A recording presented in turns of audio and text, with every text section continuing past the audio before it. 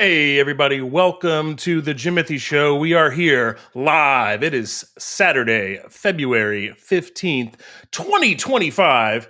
And I don't know if you can handle what I've got for you today. I hope you can. It's bursting out of me, is how I feel about it. So, welcome. I'm so glad you're here. We are live on X, Twitch, and YouTube because Restream kind of makes it easy to just click the button and have it go in three places. But follow me anywhere, I guess.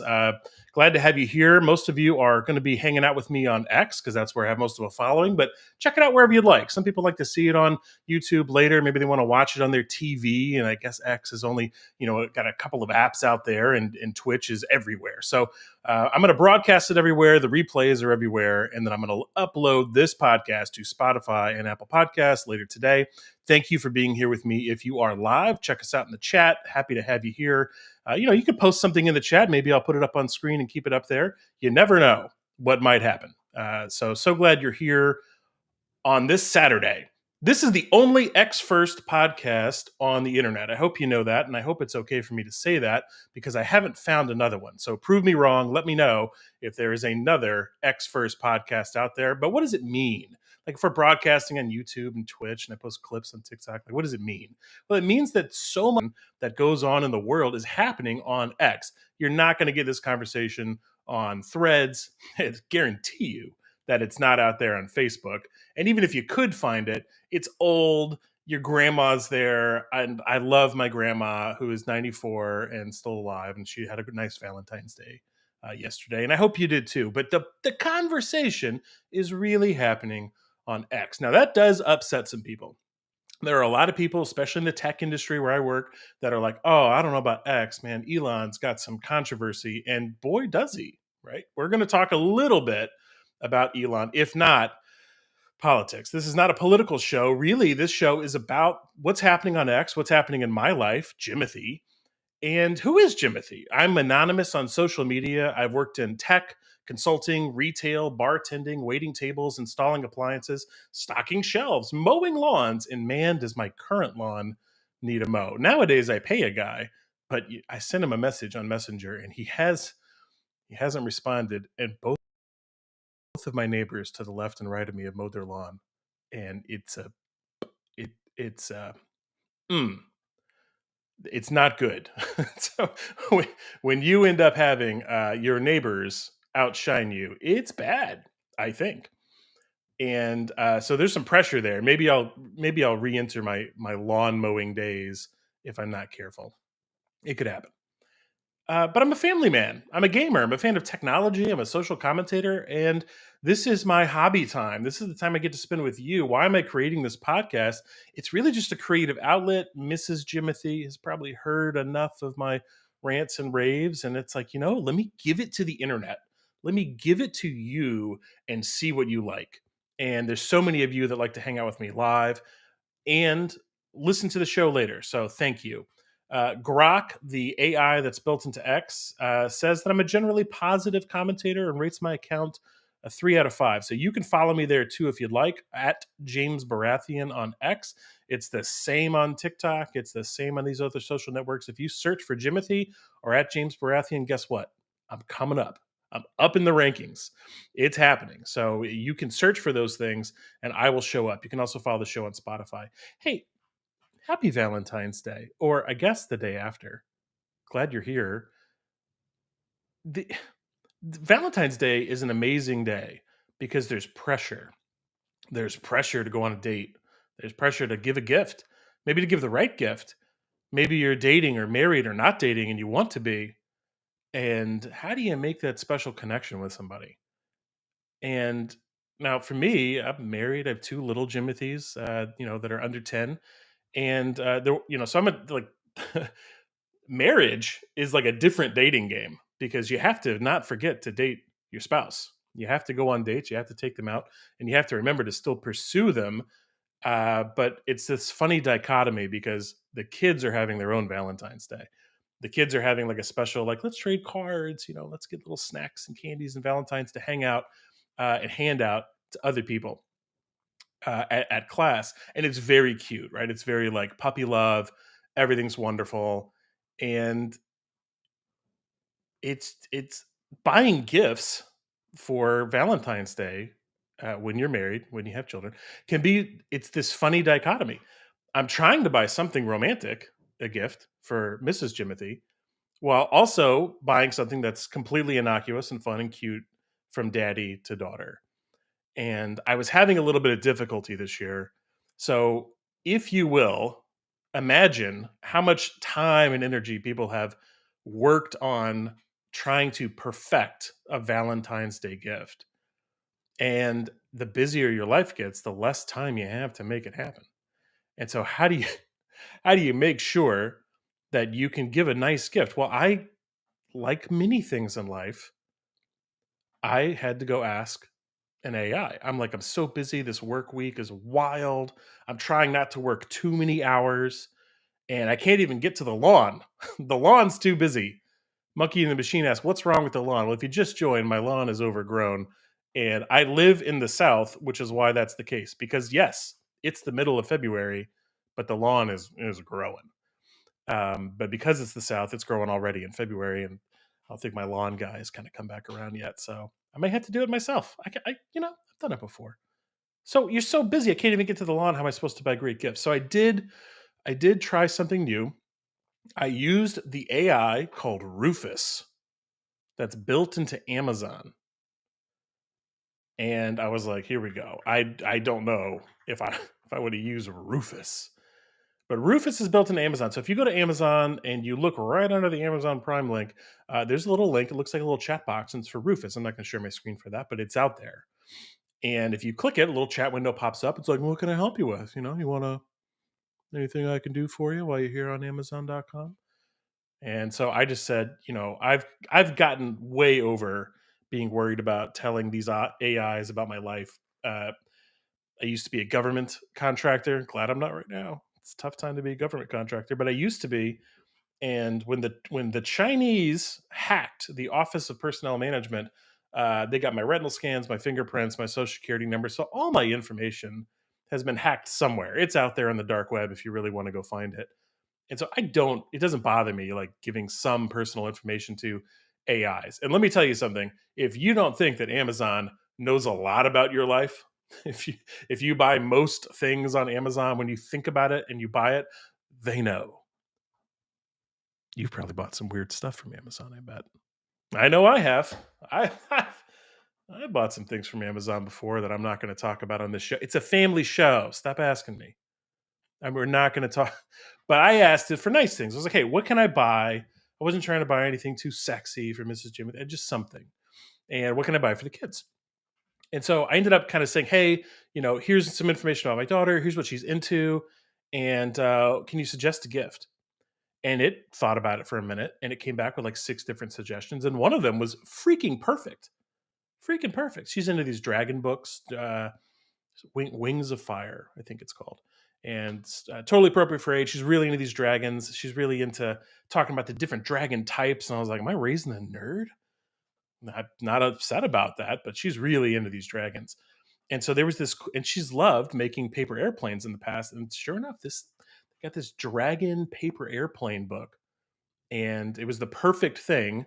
Thank you very much, Amazon Rufus. It comes with like 12 fancy looking paper airplanes that are dragon colored and styled with instructions on how to put them together so you can end up with these beautiful flying dragons around the house. I was like, man, for $16 and being willing to give up information about my child to an AI on Amazon, that's a pretty good deal.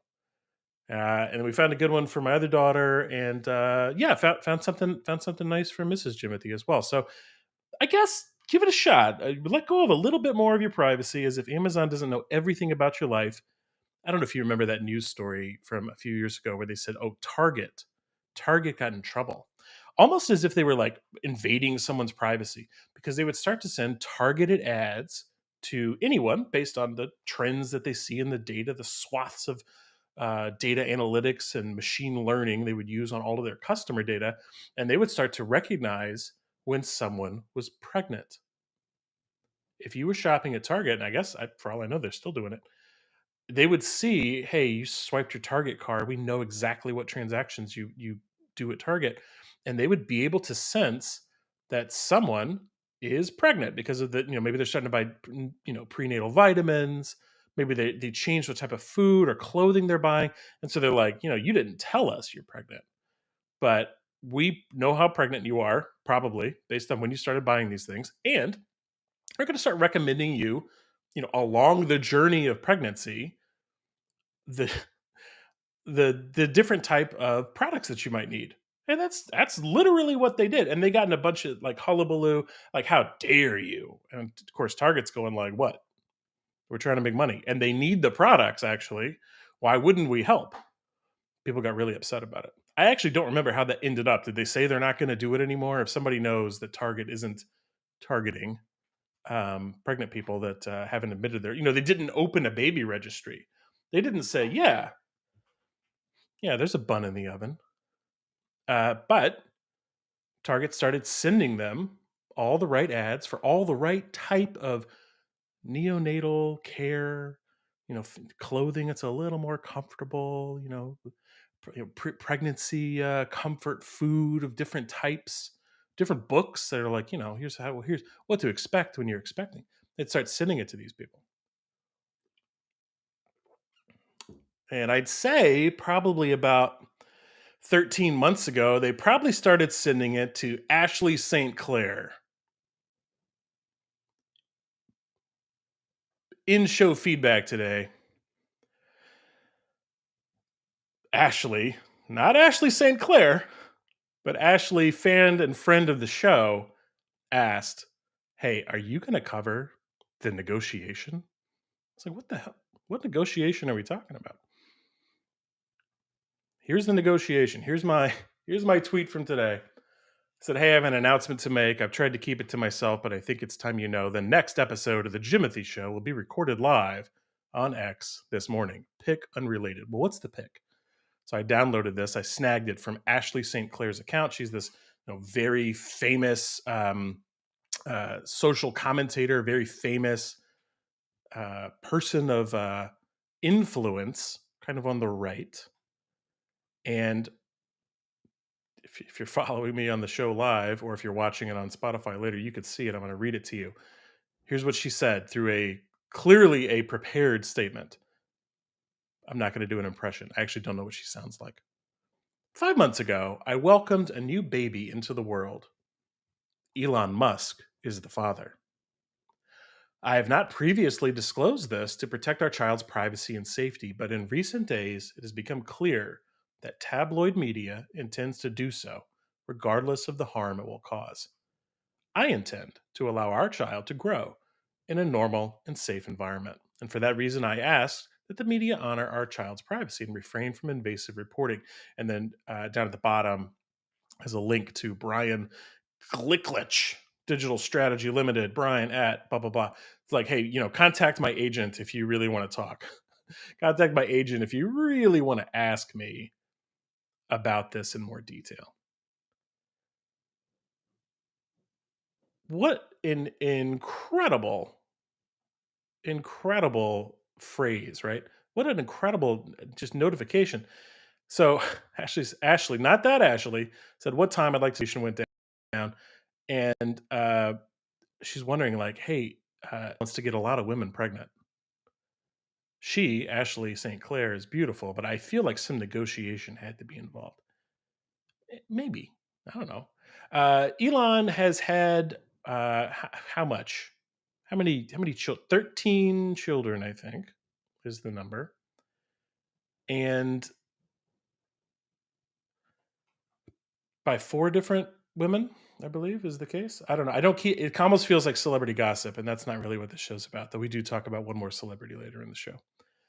But Elon has always been out talking about being prolific and having children and wanting to raise the next civilization. And we don't need a population decline; we need population expansion. And let's go to Mars and let's be a multiplanetary humanity.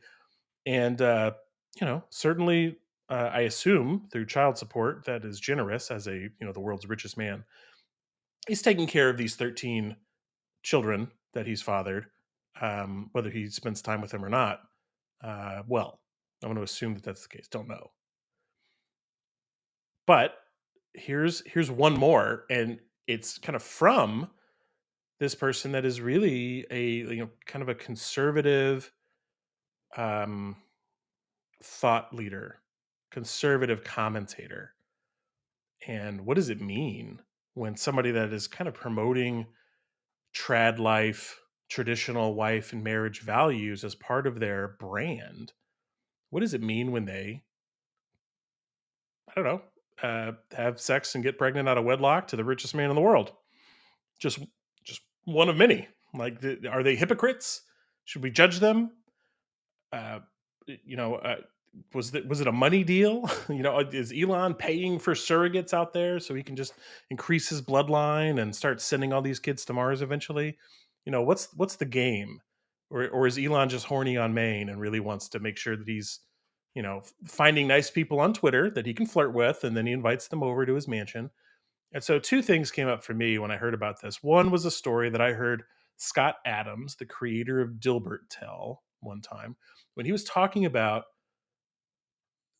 a real person that he knew that was invited to dinner at a multi million, 100 millionaire kind of person's house. Somebody that's not a billionaire, but they got dozens to hundreds of millions of dollars in their bank account. Someone that's very wealthy invited a female friend of Scott Adams out for a date, but they didn't go out on the town because he's, very wealthy. And he's like, no, come to my house and we'll have, we'll lay the table out. I'll have my private chef make us a wonderful meal, and it'll just be you and me. We'll play on the piano. I'd love to show you my house. Bring a swimsuit. We've got this great pool, whatever. So just this very wealthy person uh, who was described in Scott Adams' story as being, attractive enough, not grotesque, not a model, just a wealthy male individual. Invited this nice, attractive female out for a date, just at his villa or whatever, because he's just got it like that. And as the story goes, she, was kind of nervous, kind of excited, and goes to the house. He opens the door. They walk into the huge foyer with, a spiral staircase and just, really nicely appointed. Clearly this person maybe made their money in technology or something, but hired an actual decorator, somebody, a real person that knows style. You wouldn't want me styling the house, I'll tell you that. And he invites this person in and he says, "Hey, would you like to have sex before or after dinner?" It's like the third thing he said to her in the house. And it wasn't like a weird threat. It was, the daylight was still up. They were going to have dinner that night. And he just says, "Hey, what would you like?" And it's this type of boldness that comes with someone that is used to power and used to just getting their way. And it wasn't a demand, it was an offer.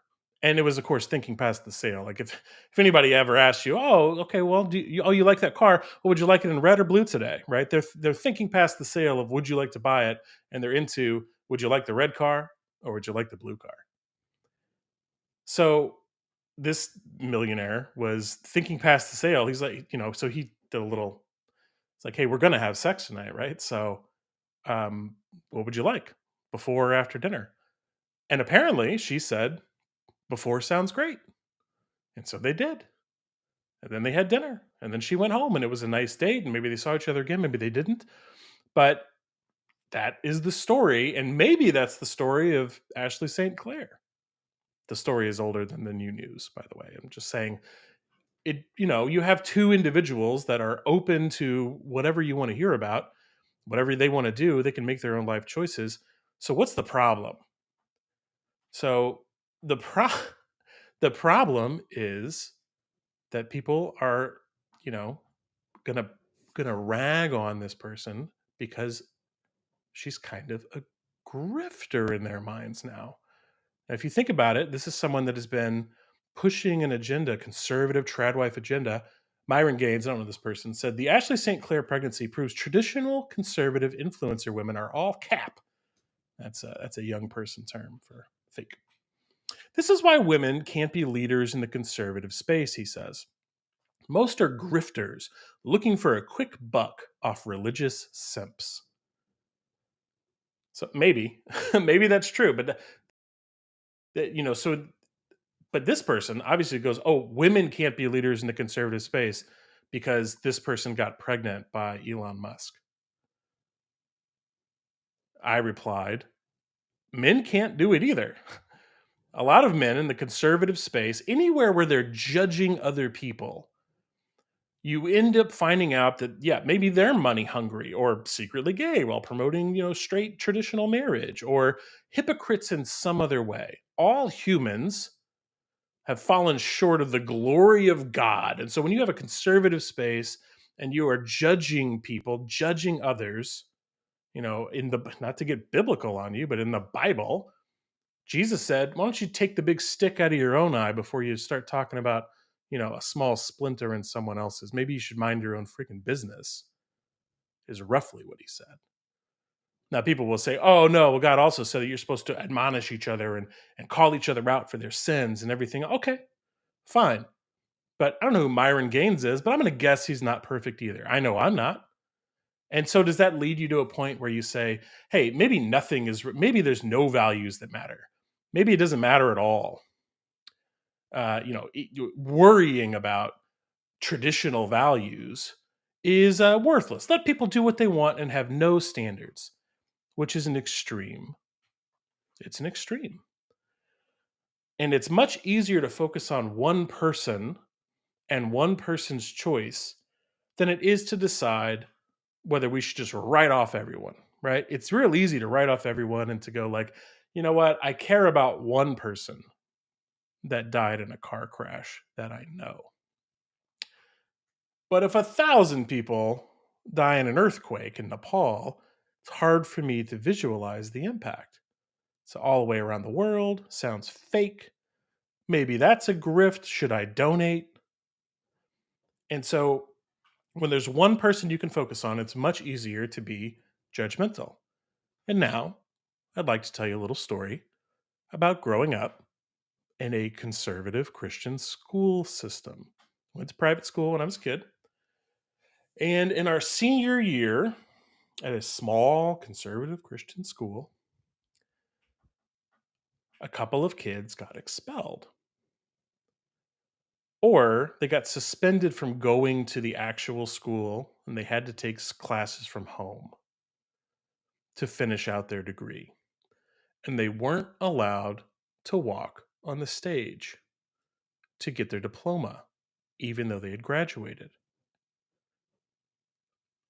The kids were a couple of male and female kids that had had a party, as high school kids sometimes do, and the party went a little too far. And it ended up some of those kids having premarital sex. And two of them got pregnant, either from that party or some other incident. Doesn't I don't even know to this day. And it doesn't matter. But there were four kids for sure at that party, two male, two female, that were suspended and made to do their classwork at home.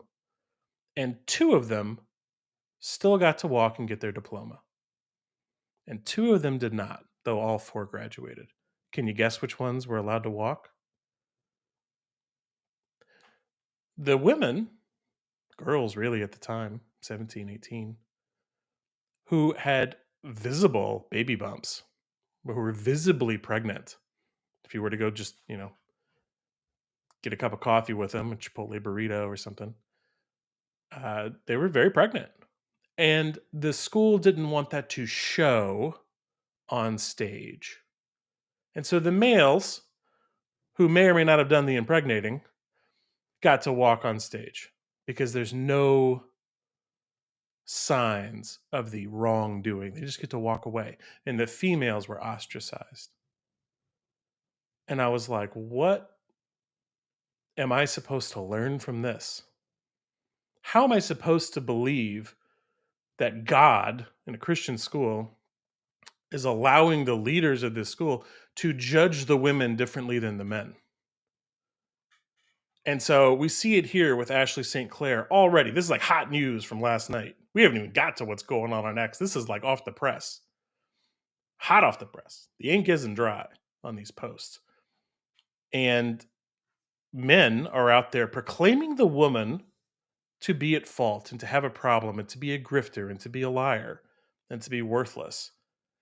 And as the father of two daughters, I think they should shut up like real fast. That's how I feel about it because people are going to make decisions, including some mistakes. And maybe she didn't even make a mistake. Maybe she made a mistake talking about traditional marriage and then not getting married and have a baby out of wedlock. Maybe that's a mistake, right? But if you believe in something as a concept, as a higher order value, just because you do not live up to it doesn't make you a hypocrite. It makes you the flawed human that can't hit the target. And people need some grace, I think. Now, off my soapbox for a second. Did they negotiate a prenup agreement? And is she getting paid by Elon? I do not think that Elon, as rich as he is not going to take care of his children. So I think she'll be fine. I hope so. That's my thought about that. Speaking of Elon, one more. The government is kind of making big moves lately. I don't know if you know, and moving really fast, really fast. And RFK, the Health and Human Services Secretary Robert F. Kennedy, just said he just got appointed this week and said he's going to investigate the cause of autism per Fox. And so I had this post that said, you know how when your manager sends you like a question in Slack and you can't tell if you're actually supposed to do something about their question or if it was just them honestly thinking out loud, like, should I drop everything I'm doing? So I wonder if Trump just asked RFK if like Elon's autistic, do you think? Anyway. Uh, Maybe that's why he's investigating it. But it probably comes back to vaccines. And I really hope that we don't end up with like a non vaccine kind of country. There's something about vaccines and not getting the measles or having to go into an iron lung that I really appreciate. But I get that the health services didn't do themselves a huge favor during the COVID vaccine. Okay.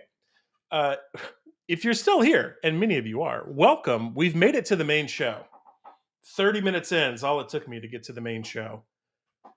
What's going on X? The first thing we're going to do, I hope you're ready.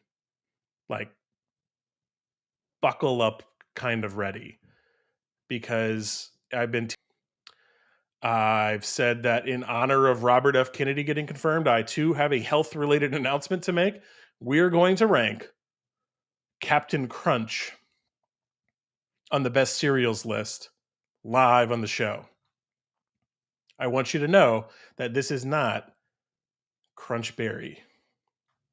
It is not any of the other types of Captain Crunch. It's the OG, the original Captain Crunch. Ashley, not Ashley St. Clair, said, it's so good, but it hurts the roof of my mouth if I eat too much. And yeah, it'll cut you a little bit. I hope that's okay. Like, you better get ready because I'm about to make a slice on this best cereals list. We're going to do it live. So thanks for hanging out with me all week as I've teased this. I literally have had a bowl of the cereal. It's right here with me. It's empty. If you can hear the spoon clanking against the side of the bowl, just to let you know, this is how we do science on the Jimothy show. We eat a bowl of cereal, we brain science out exactly where it should go on the list, and the unassailable ranking is what's going to go into the best cereals list. So, just so everybody knows, this list is only inclusive of cereals that I've started eating since running this on the show. This will be the second week of doing it live. Last week we added Fruit Loops to number 2. And everything goes into the ranking. There's nothing that's missed. The way that it tastes, the aftertaste, just the throat feel, the mouth feel. I do these with the exact same milk every time so that there's not a difference in milk. I use the same bowl. I am not going to let anything get in the way of the science of the best cereals list. And I eat them at the same time. I eat it right before the show. This is the definitive list, and we are going to rank Captain Crunch Original live. And let me tell you one thing about Captain Crunch. Captain Crunch is different than most types of cereals. First of all, we have no idea what it is. Most cereals, especially children's cereals, you have some idea of like what's going on. Fruity Pebbles, which I'll eventually rank, they look like little pebbles, you know. Lucky Charms, clearly recognizable symbolism. Raisin Bran, not for kids necessarily, but you know where the raisins are and you know where the brand's at. Nobody knows what a Captain Crunch is. Now, some people have said, oh, that's the little orange, the little yellow pieces. Those are like treasure chests. Like the captain is going around finding treasure. But, is the captain a pirate? He appears to be wearing something that kind of mimics the British, uniform of, you think about like Pirates of the Caribbean. He kind of looks like one of those, not uh, not pirate people. He looks like somebody that's in Her Majesty's Navy. So I don't think he's finding treasure, despite what someone might say.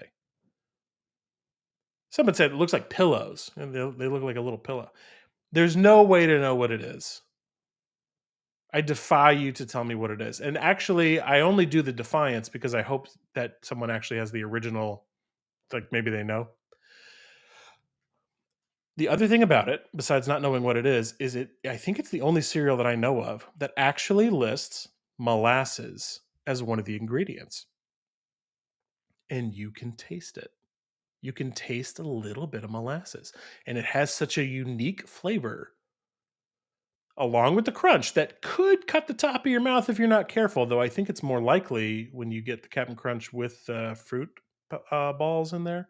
I think there's something about the space and also the change in texture between the small little rectangles to the ball, and you think you're safe, but you're not, and that's when you cut that mouth. So we'll test the fruity Captain Crunch at some point as well. But there's something about that molasses taste, that little bit of aftertaste that you get. I know it's controversial, but this is our new number one. That's the new number one cereal. I have to go post the results immediately. I have to do it live. I have to do it live. Monkey in the Machine says the captain is inspired by Vice Admiral Horatio Nelson. What an incredible contribution to the show. Thank you, Monkey in the Machine. Really appreciate that. Here we go. We're gonna add it in. We're gonna do it live. You're gonna watch me post, and maybe I'll chop this out of the full show. Probably not. This is it. It has to be done. And this got my post on this last week got 36,000 views, which is like a record for me. I get big views. A bunch. Oh, that's not going to work. I could easily get a couple 100,000 views off a lot of my replies under like big accounts. So I can make popular content, but my account is still a little too small to. Oh man, I can't do this live. The worst. How do I get this done? How do I make it happen?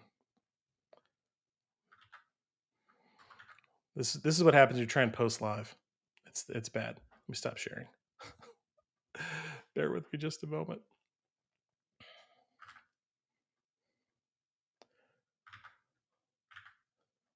Man, I tell you what.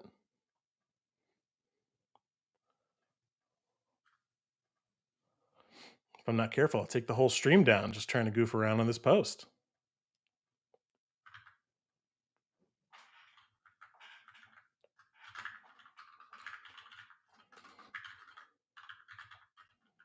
All right. I'm going to post it later. That's all I can do. I can't keep doing it. That's it. That is the Captain Crunch post. We'll post the results here in a bit.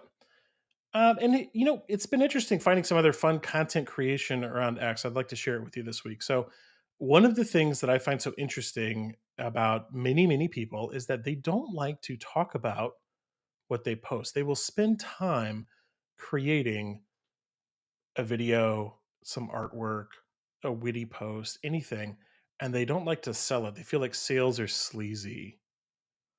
They don't like to talk about it. So I found out that Song Eternal has his own YouTube channel. Look at this guy, 33 videos, 907 subscribers. One of my mutuals, Song Eternal. Uh, he says He says I have an entire channel with 907 subscribers. I've been following this guy for the better part of a year, and I didn't know he had a YouTube channel. I had no idea, and I was like, dude. And I went and watched one of his videos, and it was incredible, like really, really good. And I was like, "You need to post about it." He's like, "I don't know. I don't feel like I should." I was like, "You have 100,000 views on this Tale of Two Ads Jaguar Volvo, which is a great video. It's worth 10 minutes of your time. Check it out after the show." And he was like, "Fine, I have an entire YouTube channel." Look, you need, if you're creating on X or anywhere else, to tell people about your work. Most people will miss it. I have almost 1,000 people that follow me here on X. Now, timing is what it is. I've got about 30 people here between Twitch and YouTube and X. Most of my folks are on X, listening to this stream live. And then some people will catch it later, and then some people catch it on demand, and that's fine. But I have to promote it, and I feel like it's fun. I love doing it. And it's my gift to the world, my creative gift of one of many. And if I don't talk about it, then people won't see it. So I had to get over not talking about the creative work that I do, tell people. Most people want to know about it, and they will miss it if you do not tell them. So if you're going to spend time on it, you owe it to yourself to do it. So here's one thing that I thought was fun this week from someone else that shared something they were doing. Let me clean up these screens. So here's a fun one. Nope, not that one. Nope, this one. Here is 0x45.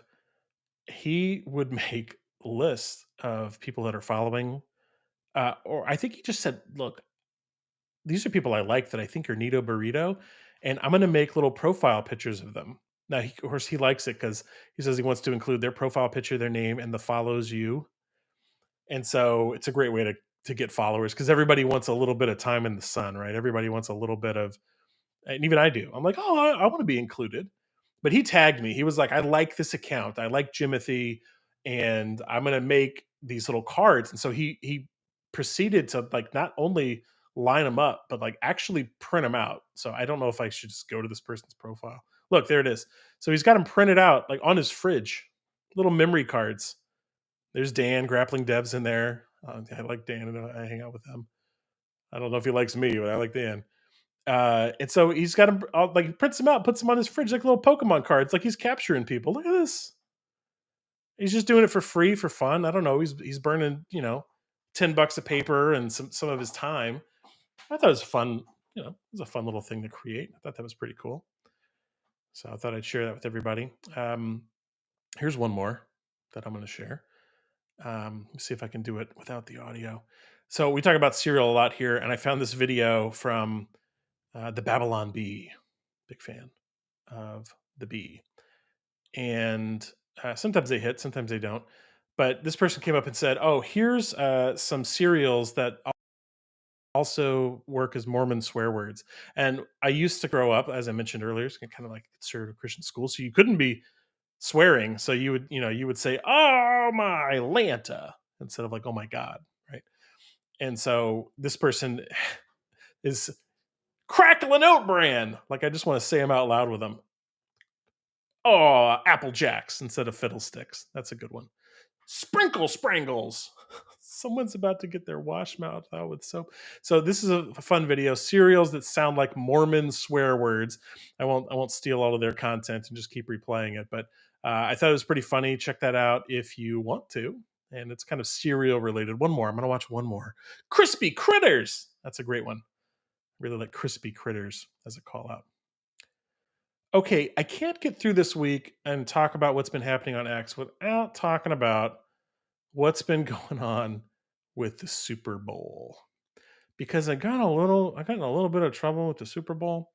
Uh, I really pissed off some Kendrick Lamar fans, and I am going to turn the audio up on this little uh, what is he playing? An Omatone cover of "Not Like Us" by Drake. So I think I can get away with playing this without getting censored.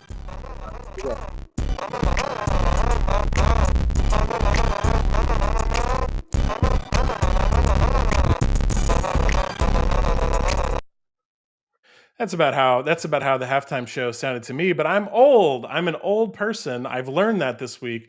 If you're really old, then you didn't like the Kendrick Lamar halftime show.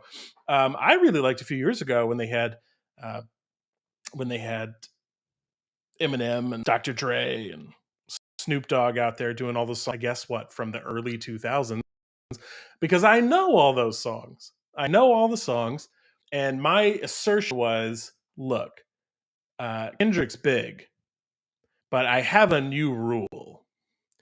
If you are someone who does not currently fill up stadiums on your own, not as a group, not as uh, a, a a rap trio or anything else, if you can't fill up a stadium for your own show as a solo headliner, then you're not allowed to solo headline the Super Bowl halftime show anymore. You are not allowed to do it. I got in a lot of trouble for this one. A lot of trouble because people were really mad. They're like, "Oh no, Kendrick, first of all, you're old, you're white." And I was like, "Oh, maybe those things are true." But I'm with it. I'm up on the culture. I know what people listen to, but honestly, I haven't listened to a lot of Kendrick Lamar before, and I'll hear bits and pieces of it because it's on TikTok and everything else. Fine. Ooh, there's creatine in my coffee today. That's good. And so what's wrong with just not liking the show? Is that okay? I just don't think he's big enough. I don't think his songs are big enough. I don't think they're stadium huge. People say, no, he's filling up stadiums. So I went and checked. It's like, no, he hasn't filled up stadiums. He's played one stadium, but it was for a like Amazon documentary where they paid people to come in and they reconfigured the stadium and it was a much smaller stadium than it normally is. So it wasn't filling up an 80,000 seat sold ticket Miami stadium. It was something much smaller than that. And the rest of his tour last year was 10 and 12,000 person arenas, which again, I'm not filling up 10 and 12,000 person arenas as the Jimothy show. So like, you know, I'm like I'm throwing rocks at the throne from that. You know, I'm punching upwards. Let me punch up. Who is Kenny Lamar? Asked the monkey in the machine. Yeah, Kendrick Lamar. I don't know. If you didn't watch the Super Bowl, then you still don't know. Is the answer to that? And but he did headline the whole show on his own. 20 minutes of performance or whatever. And it was visually interesting, but it was very difficult to listen to. You can imagine most households are hugely busy, right? If you're watching the game, you might have friends and family over, people are dunking wings, spilling beer, talking about how bad that game is going because it was a total blowout game with the Eagles just taking the Chiefs to the bank, church, the grave, taking them somewhere. So you couldn't really hear what he was saying. So Kendrick Lamar is like one of these, quote unquote mumble rappers that kind of talk low, talk slow, ba ba ba da da da. And that's way different than Prince or Michael Jackson, who would regularly fill up 60 to 80,000 people stadiums on tour all the time and play their biggest hits that are just huge. He had just something that I didn't think translated super well to the big screen. So I made a new rule. People got really, really mad. And I actually made a number of friends. There are people that we argued about it and went, "Oh, you just kind of disagree, but you're not a bot. I'm not a bot. Let's follow each other on X." So that was fun. So I made up the new rule, and I actually made the list. So if you are watching, you're about to see the list in advance. But if you're not watching, I'm going to read them out to you. This is the list of artists living, important, that have already filled up stadiums, not arenas, on their own tour, solo tour, with a higher than 60,000 tickets sold per show average. In other words, these people ain't messing around. They're the real deal, big hits. So I also mapped them based on already performed at the Super Bowl. So here are people that have already performed at the Super Bowl that are that big: Coldplay, The Weeknd, Beyonce. Side note: Coldplay and Beyonce didn't solo the headline show at the Super Bowl. They did a trio: Coldplay, Beyonce, and Bruno Mars. So even some of the biggest artists in the world didn't get to solo it. U2, the Rolling Stones, and Madonna. Huge, huge artists. They could go do the Super Bowl show again, and they can absolutely fill up stadiums. I don't know if Madonna could still fill up stadiums. Okay. Who didn't perform at a Super Bowl halftime show that's big enough to do it on their own, that has a wide enough appeal, that people have known them for so long that you can't get away from their songs? Taylor Swift. Now, it would have been really, really funny if she would have had to play at the last Super Bowl where her team with her boyfriend is getting just trounced, and then have to like wipe away the tears, stiff up her lip, and come out and knock out a halftime show. So we didn't get to enjoy that. That would have been super cool. That did not happen. Um, yeah, got a real rage bot here. Who are the other ones? Ed Sheeran. I don't think Ed really has the type of music that would play at the Super Bowl, but maybe. I'll tell you who does. Harry Styles. That person could rock a stadium show. His pop star, I guess. He could pop a stadium show. BTS, get your little Korean boys group. That'd be cool. Kenny Chesney. I think we've had 5 like R&B / hip hop shows in a row. I think country can make a comeback. Kenny Chesney is big enough. And though they're a little bit older, you've got a Metallica and a Guns N' Roses. I bet Metallica and Guns N' Roses could come out and pull out a show out of their hat. One more country one, Garth Brooks, absolutely could fill up stadiums, still doing it today. And Post Malone, I was like, Post Malone? Post Malone? But let me tell you something, Post Malone could absolutely fill up a stadium. Not only does he already do it, right? Everybody on the list already does it. But he could rock a halftime show. I don't even like Post Malone. But when I hear some of his songs, I'm like, okay, that's pretty good. You know, that's a bop. So, yeah, I got in a lot of trouble. People got really upset about it. I made some friends along the way. Um, yeah. White Rabbit says, in all seriousness, I'm glad that Twitter interaction worked out. You're a good follow, and I enjoy it. Remind me, White Rabbit, did we meet arguing about Kendrick Lamar? I don't think so. Maybe we did. I don't know. Uh, the other thing, because my own friend group was like, dude, you're an idiot. Like, why don't you? Kendrick Lamar is amazing. What are you talking about? They tried to like pull me back from the edge to say, like, no, you're missing it, dude. Like, you just don't know. And I said, look, I'll watch it again. I'll watch it again. And I listened to it with headphones on, the whole performance. And let me just tell you something. It was a pretty good show when I listened to it again. I was like, all right, I see what people are talking about. He's actually quite good. And given all of the moves and the movements and the camera and everything else, it was pretty impressive. And so I kind of have to do a little mea culpa. I have to kind of come back around and be like, well, okay, a couple of things I still think are true. Oh, I guess Kendrick also has a 2025 tour lined up that's starting soon, and it will be in stadiums. So pretty soon he'll be on the list. I'll allow him back if he wants to headline the Super Bowl show again. He'll meet my criteria at that time if he sells 60,000 tickets a show. Apparently he's on his way. Fine. But actually, I have to do a little mea culpa. When I listened to it in my earphones, I thought this is pretty good. Like I can't give him a hard time. But it still, I don't think translates well. I don't think mumble rappers. If you mumble for a living, I don't think you should be on a big stage. Though, if you know all the words already, what's the difference if you can't hear it in your living room? That's what I think happened. Okay. We're moving on. That's what's been happening on X. This is going to be the longest show ever, but the little Jimothys aren't home, so we're going to keep going. We're on to You're Watching What? Yeah, I'm not watching YouTube anymore. because I canceled it after the Super Bowl. A lot of people go, "How do I get live TV?" And if I want to watch sports, YouTube TV is actually kind of the best for that. They have NFL Sunday Ticket, but I always thank God, like every time the Super Bowl ends, because then I can cancel this like $90 a month service and spend it on things like Restream or a video game, which we'll talk about. So no more YouTube TV. I don't really watch any live TV unless it's football. Like that's kind of it. I've been watching Severance. We're on season 2, episode 5 of Severance. And if you don't remember what Severance is, I'll briefly tell you. But before I do, let's do the mantra. Are you ready? If you haven't watched Severance yet, if you haven't watched up to episode 5, yes, there's spoilers, but here's how we deal with them on the Jimothy show.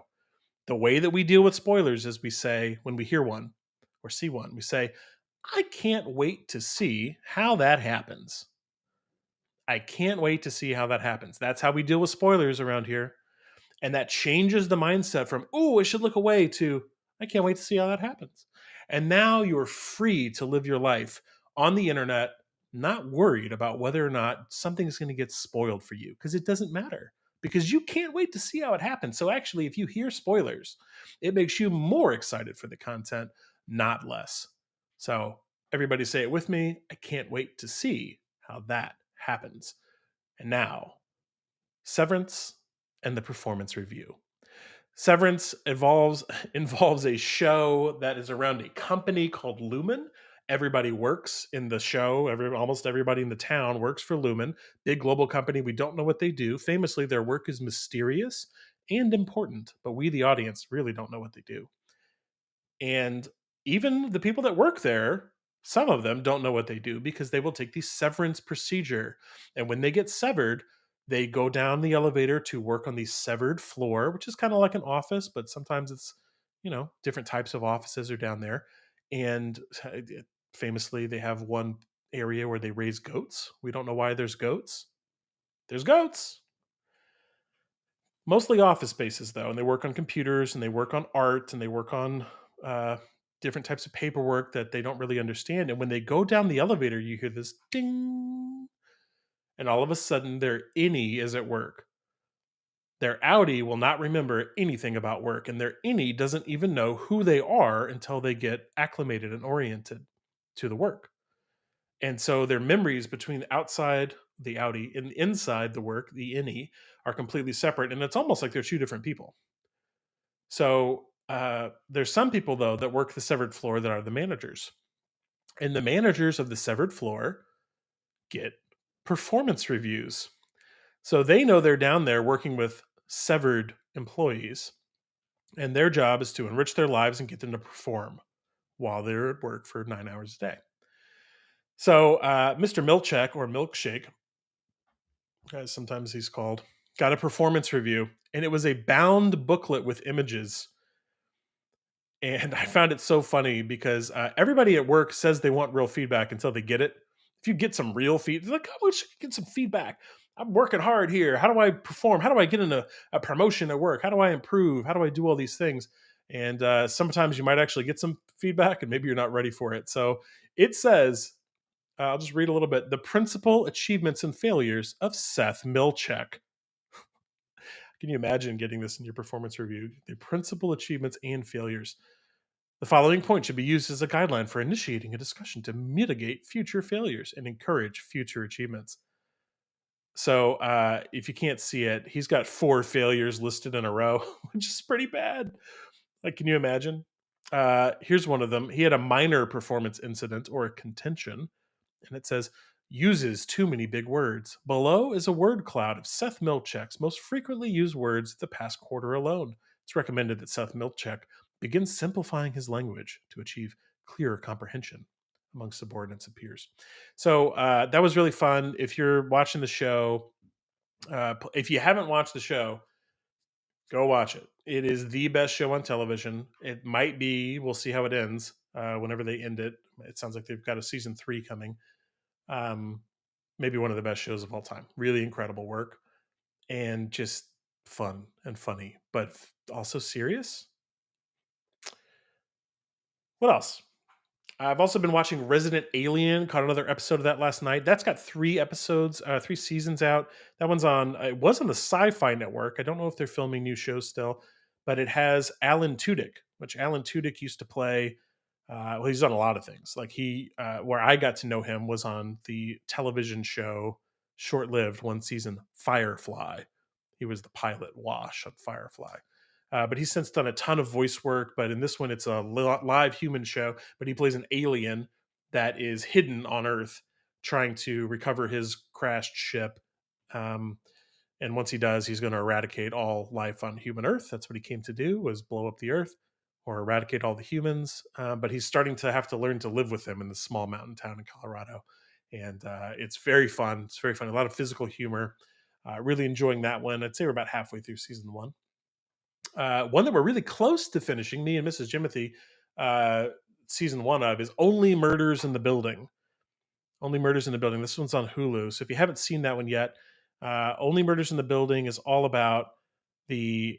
Uh, it's funny. My dad, Mr. Jimothy Senior, just messaged me and says, "Did you watch episode 5?" He wants to talk about Severance, so it's pretty fun. So yeah, Only Murders in the Building is all about this building that happens to have 2 of the Three Amigos. If you're not familiar with the Three Amigos was a movie in 1986 with 3 of the biggest comedic actors of the time. So that's Steve Martin, Chevy Chase, and Martin Short. Really funny. It's like a comedy western movie. Well, Chevy Chase has been doing his own thing for a long time with what's that show? Community, where he's in a community college. So he's not in this show, but Steve Martin and Martin Short are, and they work with Selena Gomez, and it's like this. Both of them are like old farts, old hands in the movie and TV industry, uh, and the live Broadway shows. But there's a murder in the building, and then they start this podcast to talk about it, and they start like most real crime podcasts. There's a real crime, and like some real crime podcasts, they start to kind of uncover the mystery. They're doing it live, so as they find things, they go record the show. Lots of twists, lots of turns, lots of fun, especially if you loved the Three Amigos, or if you like Steve Martin, Chevy Chase, or Martin Short. Chevy's not in there. Maybe he'll be in there in a future season, but it's really about Selena, Steve, and Martin. Great show. So we're almost done with season one. Okay, we're on to we're going to kind of skip your reading that, because between being on Twitter a lot and gaming and having a busy work week, I didn't really read much. I read a little bit of a workbook, but y'all aren't here to hear about my workbook reading, I don't think. Maybe you are. I don't know. Let me know. If you're like, yes, please tell me what book you're reading at work, then I guess we'll talk about it. I doubt it. Let's talk about the Jimothy Gaming Minute. So I asked last week, hey, is Monster Hunter any good? Monster Hunter is a game that's everywhere and has been around for seemingly forever, where you go hunt monsters. I mean, just a spot on naming opportunity. They did it, everybody. Think about in your life if you ever have the chance to name something and you just do it, you know? You just nail it. What's this game about? Well, hunting monsters. What should we call it? I don't know. What do you think, Bob? And then Bob sets down his coffee, slowly stares at everyone in the room, and goes, I think we should call it Monster Hunter.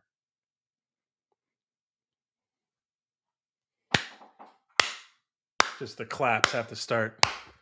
Everyone's can't stand it. Like, what an incredible achievement. Monster Hunter. Monster Hunter is a kind of one of these, I don't think it's a live service game. Like it's like a half live service game. I've never played it before, but I played the beta this last weekend. It reminds me a little bit of Destiny, in that there's a shared world and a hub where you kind of meet people. You can meet up with them and go on missions to go. It's going to freak you out. Hunt monsters. And but unlike Destiny, where it's got really good shooting, this is more about being physical. It's really more about swords and bow and arrow. Though they do have something called like a shield gun. I don't know what it is. There's a little bit of gun, but it's not really about being ranged. It's about riding around with your cat that they call a palico, who cooks you meals and that you can like tickle and play pranks on. So there's this little cat person that comes around with you, and you swing this enormous sword incredibly slowly to try and take down these huge monsters. So when you go hunting the monster's huge. You can beat on them a little bit, find their weak spot, and then they'll run off to a new area. And then you end up having to, go hunt them down again and maybe lure them out, or maybe they've run into an area that's kind of like a special zone. So there's, certain terrain or certain features inside. So there's setting up these combat encounters. So there's not a lot of like, at least as far as I've found so far, not a lot of chuff. There's not a lot of small enemies to beat. Really, it's like you go from just exploring a little bit to, man, am I fighting a huge monster? Like a really, really big one. The answer is yes, you are. It's exactly what you're doing. So that was neat, but I still don't think it's for me. I don't know. They're gonna do one more free beta weekend. I might jump in and try that out. We'll see. So if you play Monster Hunter, let me know how you like it. Let me know if I'm missing something. Like, you know, it's the kind of game like Destiny that you might play for hundreds of hours, not like dozens of hours, hundreds. So if that's true, maybe I just haven't given it enough time. I think I played it for 2 hours. So okay, I have been playing Civilization 7, and if you follow me on YouTube or Twitch or X at James Baratheon, then you know, because I've been live streaming it. I've just been launching the game and hitting the switch on restream and just talking through as I've been playing the game. And I think because I'm explaining it as I go along, I'm probably moving a lot slower than I normally would through Civilization 7. Civilization 7 is kind of everywhere. I guess it's on Nintendo Switch, even, which is kind of like getting a little long in the tooth. They've announced a second Nintendo Switch, but they've managed to make Civilization run, I guess, pretty smoothly, even on the old console. And yeah, it's turn based. It's called a 4X game. I think it's expand, explore, exploit, and exterminate. So you can fight the other civilizations for supremacy either in culture, technology, war. You can dominate or take over other civilizations, or culture. Did I say culture? Anyway, yeah, culture, technology. It's like a space race. If you do technology, that's one of the winning conditions. And they'll add a bunch of stuff in. In the past, they've constantly launched these games and then expanded on them for years. I missed a lot of Civilization 6 just not having a computer that could run it. But I bought a new computer recently and I made sure it was powerful enough to run Civilization 7. That's how far ahead I was thinking when I bought the computer a few months ago. So that this better run Civ 7 and let me stream it, and it does. So I'll probably be streaming some Civ 7 later today. We'll see. I might do it tonight. So I'm only on like turn 50. So you do all the little moves in the game. You make your choices about your cities. You move your characters around the world map, and then you hit end turn, and then all the other characters do it. You get to meet other world leaders and interact with them and negotiate with them and try and influence them, and it's really really fun. So those streams are live on my profile, but if you want the easiest way to kind of go find them, like, yeah, you can just go to my profile and search for Civilization or not the Jimothy show. It'll pop up under those, or you can just go find it on Twitch or YouTube. Those live streams are maybe a little bit easier to find there. But we're definitely going to be playing more Civilization. I owe it to the internet to finish this game. But the way Civ works, you're supposed to play it for a decade. So there's no rush. I've also been playing more Astrobot.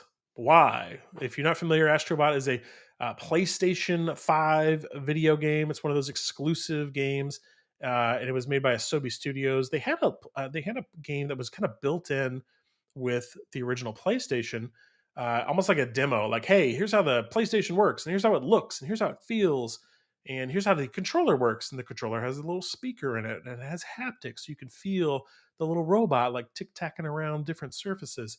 So it was really like a tech demo, but then they made like a full on game with like 70 or 80 or 90 levels in it. And it's, for my money, it's as good as Mario or better in some cases because it's a little more focused. I kind of like that. The Mario's recently, if they are 2D, are still really, really good for me. And the 3D Marios have been a little loose. Like there's been a little bit too much that could go on and not enough focus. Whereas with Astrobot, when you get into one of these 3D games, and if you're watching live, they're showing some um, footage from the 3D version, one of the new levels that popped out, and it's just tight. Every one of these levels takes like 2-3 minutes to do. They are all maybe some of the levels in the main game take 10-15 minutes, I guess. There's different things to go find, different things to explore, but it's just focused on the game being cute, and there's less exploration. Like let's search around for 20 minutes to find this thing, and that's not this game. This game is like, hey, you want another cool level with something neat in it? How about you could freeze time in this level? Hey, what if you could strap a rocket rooster to your back and shoot straight upwards like 40 feet? What would you do with that? And they'll build a whole level around that mechanic. Hey, what would you do if you had one that shot you forward, like 100 feet? What would you do then? So there's so much variety to it, and it's just instant. Like you just get what they're doing, and it's been really great. So they're releasing new levels. I haven't beaten all the old levels or collected everything. I think I have. In every level, they hide away these little astrobots that are dressed in different costumes, and they're all like different video game characters. So they're really astrobot or a bot underneath, but then they look like Dante from Devil May Cry, or they look like Spider Man from the Spider Man games. Um, I think I've got like 270 of those collected out of like 360. But my youngest little Jimothy, she'll go Astrobot, Astrobot. She always wants to play, and sometimes she'll play it. But on these harder levels, like this new one that just launched for free, there she's like, "You play, you do it, Dad. I'm not gonna bother. Like you figure it out. See if you can make it happen." And I did, and I set a new record. And there's leaderboards on this one, so they're not all time attack levels, but this one is. It was launched at some PlayStation, I don't know, championship of some type. I guess there was some type of game championship, and they launched it. So this one's a more competitive level. It's very short and it operates as a time attack, whereas some of the other ones are more exploratory with a lot more stuff to find. But they're releasing 5 new levels this month, or over the next 5 weeks, and they've also confirmed. Asobi has also confirmed that they're going to do a lot more family friendly games, which I think is amazing as someone who has a family and also likes to be friendly. I think they should do more games that I can play in my living room in front of my children. I think it's really important. Okay, oh boy, this show's been going on long enough, hasn't it? One more thing. One more thing. This is a segment called Deep Thoughts with Jimothy. And here's my deep thought for you today: give more than you take. Say hi first. Smile first. Offer to help. Expect nothing in return. Give a little bit more in your relationships than you take. Whether that's at work, whether it's on X or any of these social networks, provide a little more value than you're taking, and you'll get a lot out of that. You may never get more value, though you probably will. Not that I'm going to get all the gift book here on you, but there is something about reciprocation and transfer of energy in the universe. So okay, there I did a little bit. I'd never read the book, but I've noticed it in my own life that when I'm giving more than I'm taking, really, really good things happen to me. Now, that's me giving. That's not me letting people take advantage of me. Strong boundaries still important, but give more. Do something new. Give something else of yourself to the people around you, to the world if you're online, and see if you find a lot of value and benefit from that. I know I do. And that's the show, everybody. We did it today. I mean, we really nailed it. There's well over 40 plus of you that have been watching live almost this entire time. The live stream is going to go up as soon as I end this recording, and I'll be uploading, and I'll do a little editing on this and cut it out and send it out to the podcast system, Spotify and Apple Podcast later today. But you can always watch the replay here on X, Twitch, or YouTube. We talked about Valentine's, how I'm drinking creatine again in my coffee. the Rufus AI on Amazon. It's not bad. It'll get you some gifts, that you help you pick a gift out for somebody if you need it. I would try it. We talked about the negotiation and whether or not people should get off Ashley St. Clair's back and stop being self-righteous pricks. I don't know if you know how I feel about it. I think you should mind your own friggin' business. The government's making big moves, almost too many to keep up with, so why bother? And we ranked a cereal, and I'm going to figure out a copy and paste these results in it because we ranked Captain Crunch, and it's our new number one cereal. We talked about profile pictures as Pokemon cards and some cool content that people make for free. Cereal names as Mormon swear words. We talked a lot, maybe too much, about Kenny Lamar. Good old Kendrick Lamar. He sounds better in headphones. Sorry, it's not great on the big stage, but uh, a better performance on second listen than the first. And the new rule about who's allowed to headline Super Bowl halftime shows in the future. I'd like to see Metallica out there.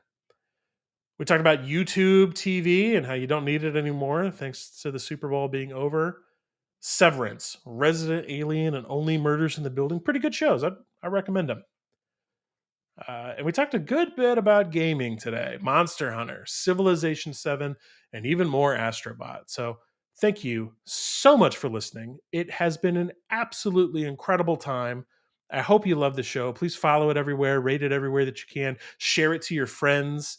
And thank you so much for being a huge, huge, huge part of this show. I really appreciate you. Have a wonderful Saturday, February 15th. Bye.